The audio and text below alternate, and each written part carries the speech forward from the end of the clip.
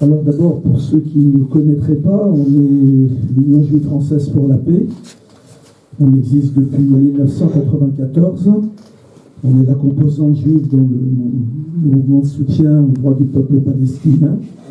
Nous sommes résolument antisionistes, antisionistes parce que juifs, parce que le sionisme est un crime contre le peuple palestinien, mais pour nous, c'est un contresens total, une injure totale à nos valeurs, à notre histoire, à notre identité.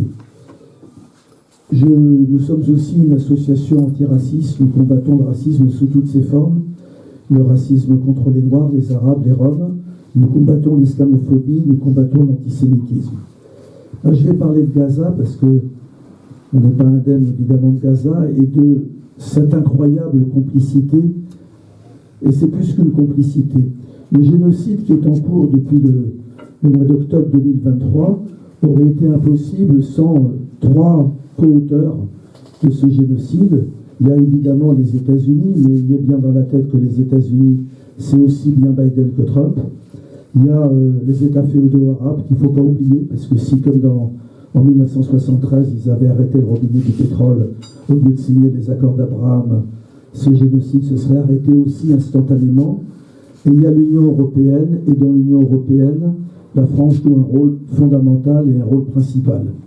Alors je vais d'abord dire pourquoi nos dominants sont à fond pour cet État criminel.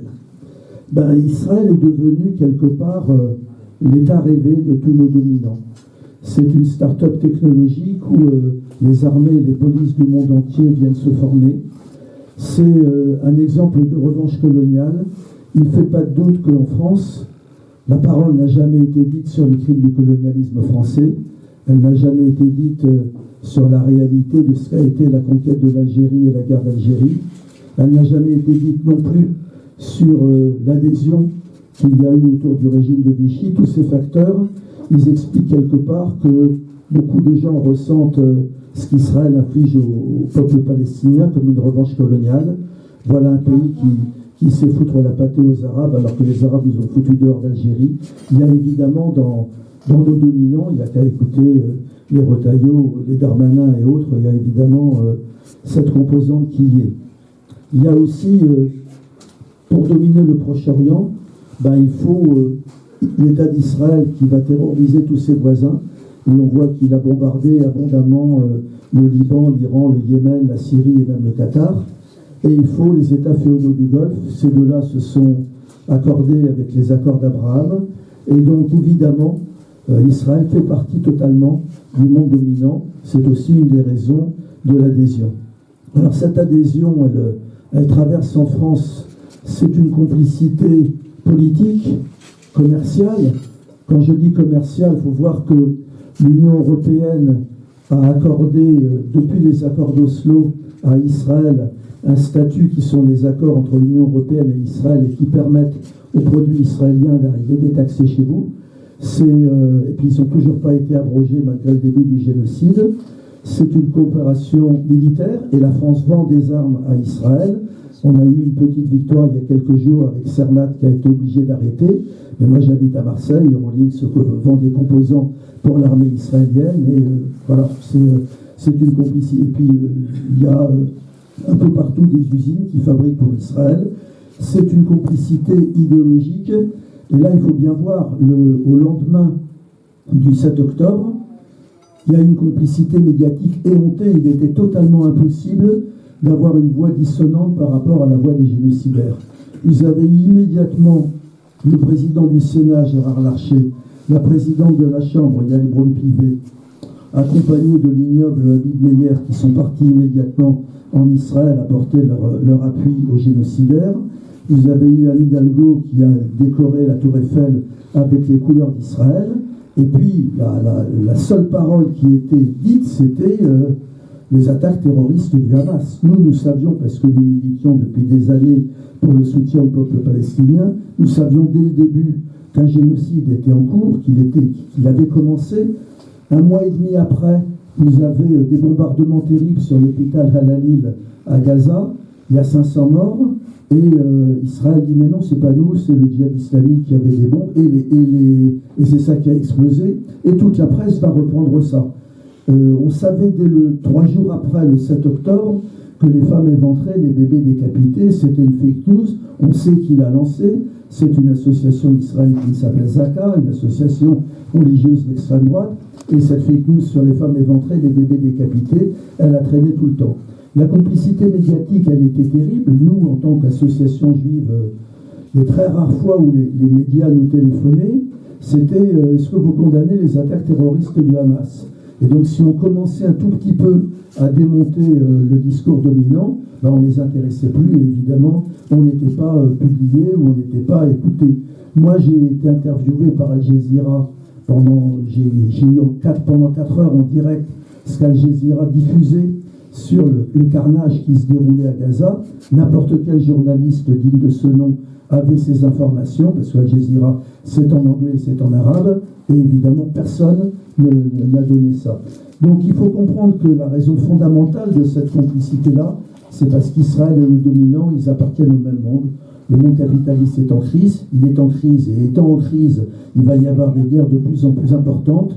Il y a un nombre d'oligarques et de dirigeants absolument sans scrupules qui se développent partout. Et une des raisons du succès d'Israël auprès de nos dominants, c'est qu'eux, ils piétinent ouvertement le droit international. Mais ils ne le piétinent pas récemment.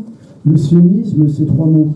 Le déni, en 1948, Ben Gurion avait dit « Nous n'avons expulsé personne, les Arabes sont partis d'eux-mêmes ». C'est le déni, le fait accompli et l'impunité. Et c'est cette impunité, évidemment, qui explique la complicité avec Israël. Alors bien sûr, il y a un mouvement de solidarité, et le mouvement de solidarité, il s'agissait dès le début d'essayer de le faire taire, et ils y ont réussi en partie, parce que tout le monde constate que la solidarité en France par rapport à ce qui a pu se faire ou ce qui continue de se faire en Italie, en Espagne, en Irlande, on est vraiment à la traîne, mais on est à la traîne pour un peu les raisons que j'ai données, mais on est aussi... alors, il y a une autre raison que je dois donner aussi où on est à la traîne, c'est l'instrumentalisation de l'antisémitisme. C'est-à-dire que de façon évidente, quand on réfléchit, l'État d'Israël, ce super grand Israël, l'Europe s'est débarrassée de 2000 ans d'antisémitisme sur le dos du peuple palestinien qui n'avait rien à voir avec ça. Mais bien évidemment, les gens disent « Ah ben non, après ce qu'on a fait aux Juifs, vous comprenez, on ne peut pas ne pas soutenir Israël. » Là, je vais être très clair. Nous, Sarah et moi, on est les descendants des victimes du génocide, de familles exterminées. Mon père était déporté et tout. Les dirigeants israéliens ne sont pas les descendants des victimes, ils sont les descendants des collabos. D'accord? Le père de Netanyahou, il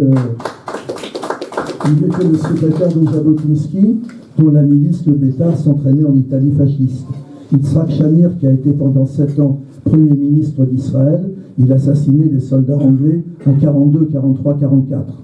Donc ces gens-là ont toujours été dans le camp du fascisme, et ce qu'ils font aujourd'hui n'est pas une révélation, simplement c'est dans un autre contexte politique qu'ils veulent le faire. Tout ça, c'est les raisons de la collaboration. Alors ce qui a été terrible pour nous en France, c'est que dès le lendemain du 7 octobre, toutes les manifs sont interdites. C'est Darmanin qui est Premier ministre, et si quelqu'un manifeste tout seul, c'est 135 € d'amende. Il y a eu ça en pagaille, des dizaines et des dizaines de militants ont été arrêtés, ont été privés de parole.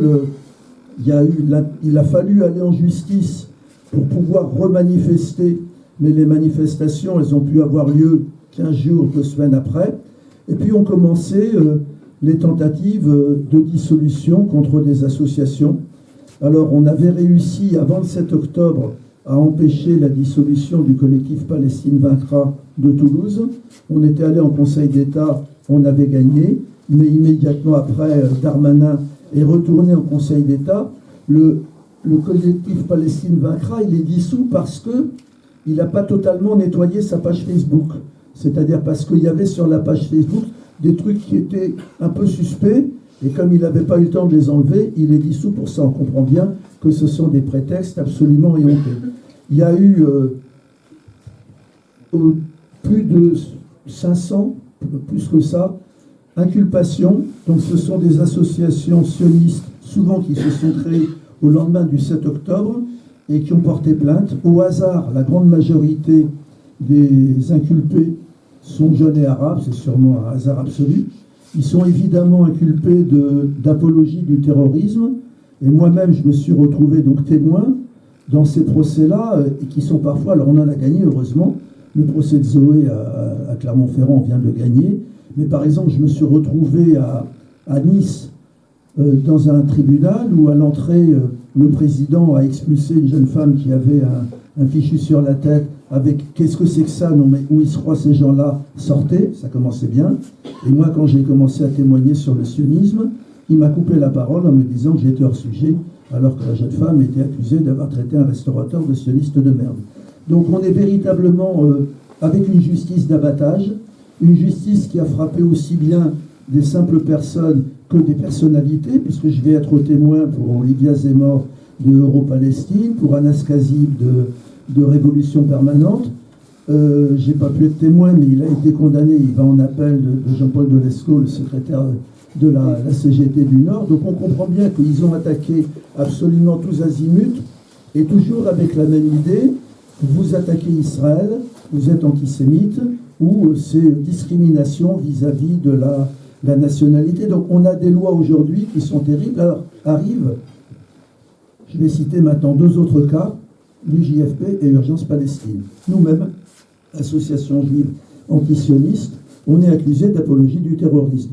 Notre webmaster, qui habite Dinard, à l'autre bout de la Bretagne, a été perquisitionné, a été convoqué chez les flics. Et en fait, c'est rigolo, il n'était pas là quand il a été perquisitionné, les flics ont pris des livres qu'ils ne connaissaient pas, ils sont tombés sur le livre de son père, qui était un juif religieux antisioniste il y a 50 ans, au moins ils ont appris quelque chose. Et on va être poursuivi, si ça suit, c'est pas sûr que le procureur va aller au bout, pour le tract qu'on a diffusé le 7 octobre, et qui était « Résister à l'occupation est légitime ».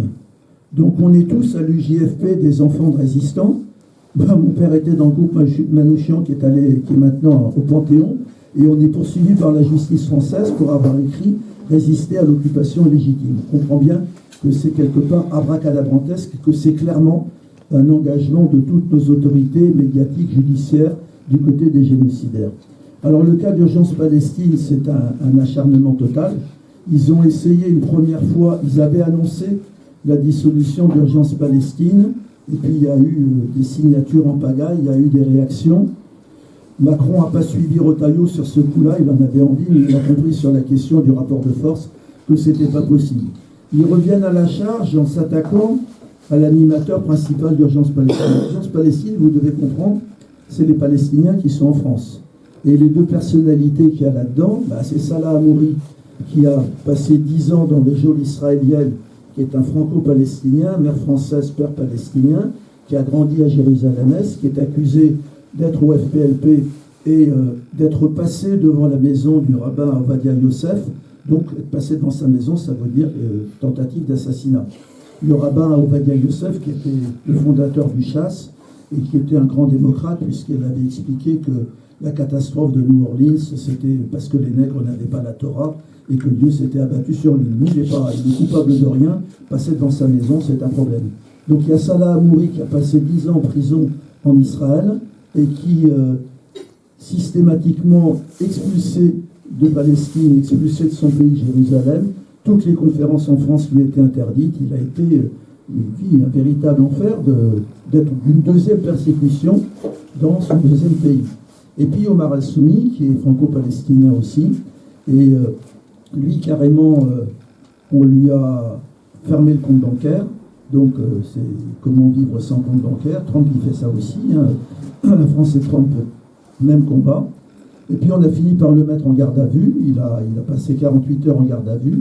Alors, c'est pareil, c'est tous ces discours qui sont considérés comme étant discrimination selon la religion ou la race, qui n'a complètement, strictement aucun rapport avec la résistance au sionisme. Et Omar va passer, retenez la date, Omar va passer en procès le 6 mai 2024, ça promet 2026.